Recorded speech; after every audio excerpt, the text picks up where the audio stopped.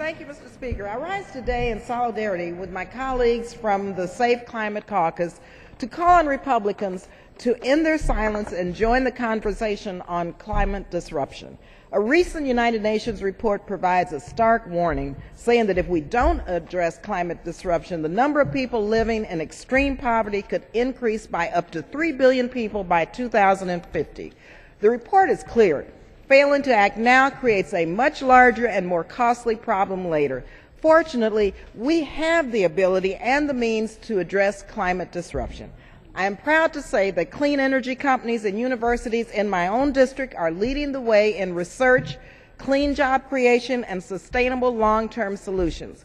But this type of innovation and job creation cannot go on if Republicans continue to ignore the threat of climate change and recklessly cut funding to important programs that protect the air we breathe and the water we drink. I urge my Republican colleagues to think about their moral responsibility to join this dialogue and to protect our planet for their children and for the long-term stability of this country. Thank you.